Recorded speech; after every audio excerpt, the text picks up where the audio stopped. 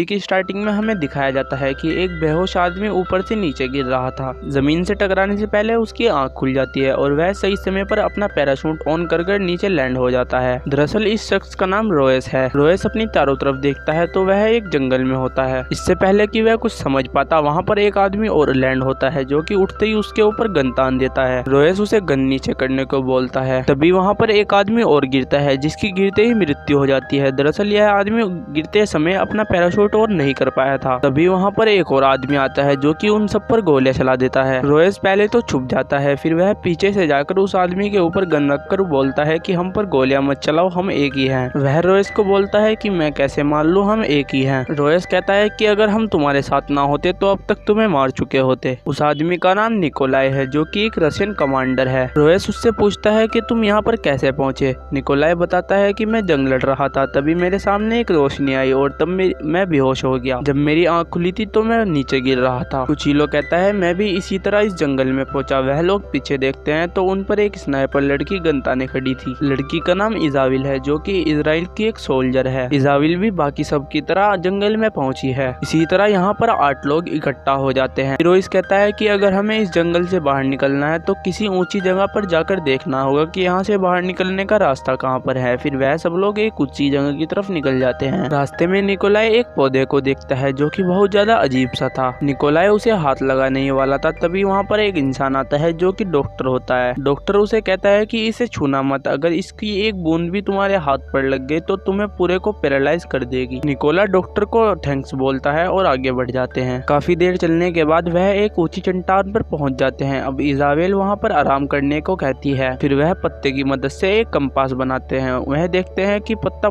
चारों तरफ घूम रहा था जिससे किसी भी दिशा का पता नहीं लगता। रोएस कहता है कि यहाँ पर एक और मुसीबत है। जब से हम यहाँ पर आए हैं सूरज एक ही जगह पर है। लगता है हम किसी बड़ी मुसीबत में फंस चुके हैं। जिसने भी हमें यहाँ पर भेजा है सोच समझ कर भेजा है, क्योंकि हम सब के अंदर एक अलग ही टैलेंट है। कोई स्नाइपर है, कोई सोल्जर है, तो कोई डॉक्टर है, कोई एक बड़ा क्रिमिनल है, तो कोई एक गैंगस्टर है। फिर थोड़ी देर आराम करने के बाद वह लोग जंगल की तरफ निकल जाते हैं। जंगल के अंदर उन्हें एक ढका हुआ पिंजरा दिखता है। सब लोग बड़ी ही सावधानी से उसका कपड़ा हटाते हैं पर उसके अंदर कुछ भी नहीं होता। उनके साथ जो कैदी था वह ऊपर देखता है तो पेड़ पर काफी सारे पिंजरे टंगे हुए थे। ऐसा लग रहा था कि इन्हें भी प्लेन से हमारी तरह नीचे फेंका गया है और इनके अंदर कुछ जानवर आए हैं। तभी मुंहमासा ठोकर खाकर नीचे गिर जाता है और चारों तरफ से उनके ऊपर हमला हो जाता है। दरअसल वह एक ट्रैप था जिसके ऊपर मुंहमासा ने पैर रख दिया था। सभी लोग उन नुकीली लकड़ियों से भाग रहे थे बचकर। तभी इजाबेल एक गड्ढे के अंदर गिर जाती है। तभी मोरेस वहाँ पर आता है और इजाबेल को ऊपर खींच लेता है। इजाबेल स्कोप से की मदद से देखती है तो उसे बहुत दूर एक इंसान दिखता है। सब लोग पास जाकर देखते हैं तो वह एक डेड बॉडी थी। डेड बॉडी की हालत देखकर ऐसा लग रहा था कि ये काफी हफ्तों से यहाँ पर पड़ी है। मोरेस कहता है कि यह ट्रैप इसी ने बिछाया था। यह किसी बड़ी चीज को पकड़ना चाहता था, इसीलिए यह काफी ज्यादा वजन से उस पर अटैक करना चाहता था, पर उसने ट्रैप में फंसे बिना इसको मार दिया। सब लोग वहाँ से जा रहे होते हैं। मोमेसा को लगता है कि उन पर कोई नजर रख रहा है। वह पीछे देखता ही रह जाता है। दरअसल उनके ऊपर सच में एक मशीन नजर रख रही थी जो कि कुछ मॉनिस्टर द्वारा भेजी गई थी। फिर ध्यान से देखने के बाद मोमेसा को कुछ नहीं दिखता तो वह आगे बढ़ जाते हैं। जंगल में सबसे ऊंचाई वाली जगह पर जाने के बाद उन्हें पता लगता है कि वह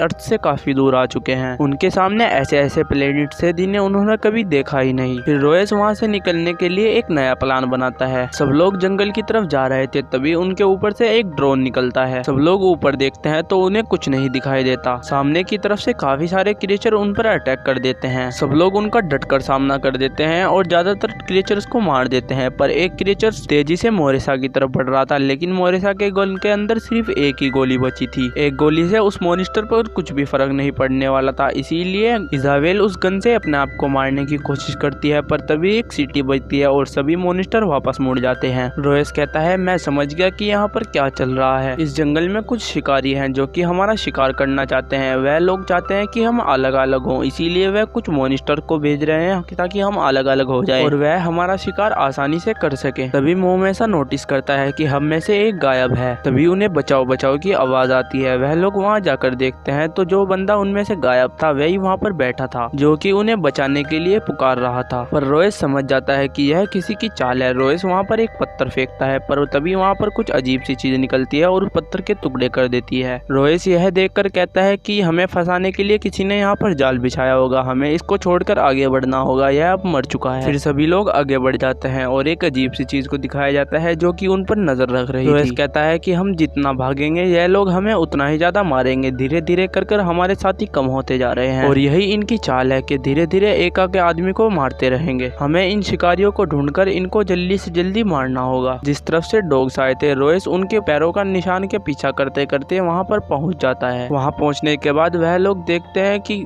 कुछ लाशों को उल्टा टंगाया हुआ है, जिनके शरीर पर से चमड़ी उधेड़ ली गई है और चारों तरफ हड्डियों का ढेर लगा हुआ है। यह देखकर समझ आता है कि जो यहाँ पर शिकार करता है वह इंसानों का नहीं बाकी अन्य जीवों का भी शिकार करता है। थोड़ा आगे बढ़ते हैं और देखते हैं कि एक मॉनिस्टर को किसी ने पेड़ से बांधा हुआ है। निकोलाई उसके पास जाकर उसे छूता है, वह जाग जाता है और बुरी तरीके से चिल्लाने लगता है। इजाबेल सभी को वहाँ से भागने के लिए बोलती है, पर तभी उनके एक आदमी के पर अटैक हो जाता है और बुरी तरीके से उसकी वहीं पर मौत हो जाती है। रोएस को कुछ अजीब सी चीज दिखती है, वह उस पर फायर करता है और सभी को वहाँ से भागने के लिए बोलता है, क्योंकि जो चीज उन पर अटैक कर रही थी वह एलियंस थे और एलियंस का सामना करना इंसानों के बस की बात नहीं है। वह लोग वहाँ से भाग जाते हैं और भागते हुए एक झरने के अंदर जाकर सभी लोग गिर जाते हैं। झरने से बाहर निकलकर सब लोग एक सेफ जगह पर पहुंच जाते हैं। तभी चील जैसा दिखने वाला एक ड्रोन आता है जो कि उनकी लोकेशन का पता लगाकर वापस कैंप की तरफ निकल जाता है। रोएस कहता है हमारे ऊपर जो अटैक कर रहे हैं वह एलियंस है और कोई एक एलियन नहीं है बल्कि 3 एलियन है, इसीलिए हमें मिलकर उनका सामना करके उन्हें हराना होगा। फिर रोएस एक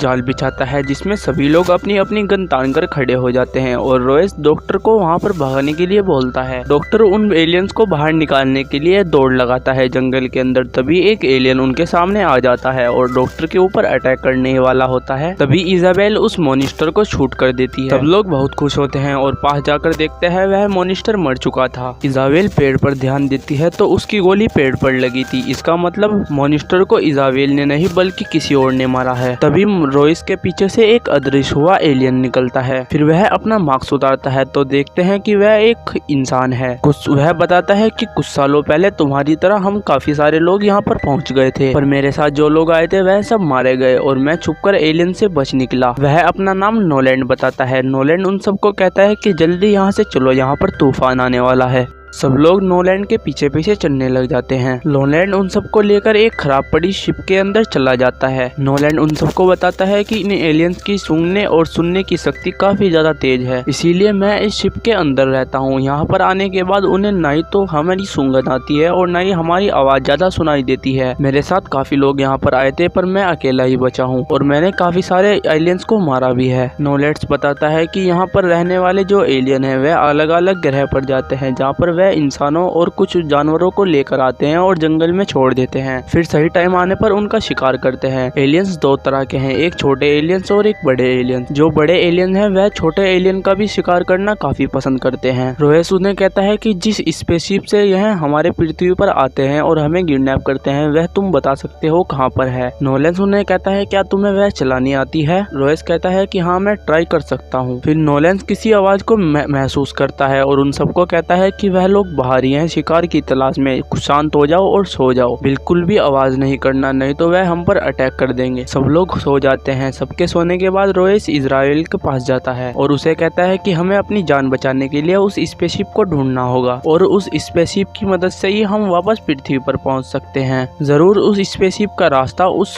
एलियन को पता होगा जिसे बड़े एलियंस ने बांध कर रखा है एक पेड़ के अंदर। हम उससे वादा करेंगे कि हम तुम्हें आजाद कर देंगे और बदले में तुम्हें हमें उस स्पेसशिप का रास्ता बताना होगा। वह दोनों बात कर ही रहे थे तभी वहाँ पर जहरीला धुआं आने लग जाता है। रोएस देखता है कि नोलेस यहाँ पर नहीं है। दरअसल यह धुआं नोलेस ने ही किया था ताकि वह उन सबको बेहोश कर अपने खाने का इंतजाम कर सके। रोएस काफी ज्यादा कोशिश करता है दरवाजे खोलने की पर वह नहीं खुलता। फिर रोएस अपनी जान बचाने के लिए दरवाजे पर एक गोली मारता है जो कि उस जहाज से बाहर निकल जाती है। गोली की आवाज सुनकर एलियंस भी वहाँ पर आ जाते हैं और जहाज के अंदर घुसकर नोलेस को अपनी लेजर लाइट से काट देते देते हैं। रोएस और उसके साथी बाहर निकलने का रास्ता ढूंढ रहे थे, पर तभी डॉक्टर उनसे अलग हो जाता है और एलियन उसे देख लेता है। एलियन उसे मारने ही वाला था, तभी वहाँ पर निकोलाई आ जाता है और एलियन पर अटैक कर देता है। इसका फायदा उठाकर डॉक्टर वहाँ से भाग जाता है। एलियन निकोलाई को मारने ही वाला होता है, तभी निकोलाई अपनी जेब से 2 बम निकालता है और उनको वहीं पर फाड़ देता है, जिससे निकोलाई भी मर जाता है और एलियन भी फट जाता है। सब लोग बहुत खुश होते हैं क्योंकि एक एलियन मर चुका था, अब सिर्फ 2 एलियन बचे थे। तभी वहाँ पर एक एलियन और आ जाता है। स्टेन एलियन पर हमला कर देता है, पर एलियन चमड़ी के साथ उसकी मुंडी को भी अलग कर देता है और सभी लोग वहाँ से भाग जाते हैं। एलियन उन सब का पीछा कर रहा था, तभी वह चाइनीज बंदा वहाँ पर रुक जाता है और सबको भागने को बोलता है और खुद एलियन का सामना करने लग जाता है। एलियन उस चाइनीज बंदे पर काफी ज्यादा भारी पड़ रहा था। एलियन चाइनीज के ऊपर एक अटैक करता है, जिससे एलियन की मृत्यु होने ही वाली थी, पर तभी वह आखिर में एक आखिरी प्रयास करता है और एलियन पर अटैक कर देता है, जिसमें वह एलियन के बीच से तलवार को आर पार कर देता है, जिससे एलियन वहीं पर मर जाता है और वह चाइनीज बंदा भी वहीं पर मर जाता है। अब जंगल में सिर्फ 3 लोग ही बचे थे, रोइस, इजाबेल और डॉक्टर। वह तीनों अपनी जान बचाकर भाग रहे थे, पर तभी डॉक्टर के पैर पर एक अजीब सी चीज लग जाती है, जिससे डॉक्टर का पैर पूरी तरह से खत्म हो जाता है। रोइस कहता है कि यह तुम्हें मारने के लिए नहीं था, बल्कि तुम्हें मोहताज बनाने के लिए था, ताकि तुम हमारे ऊपर बोझ बन जाओ और हम ज्यादा तेज ना भाग पाए और एलियन हमें मार दे। इसीलिए हमें तुम्हें यहीं पर छोड़कर जाना होगा। रोइस इजाबेल से कहता है कि चलो यहाँ से, पर इजाबेल उसे छोड़कर नहीं जाती और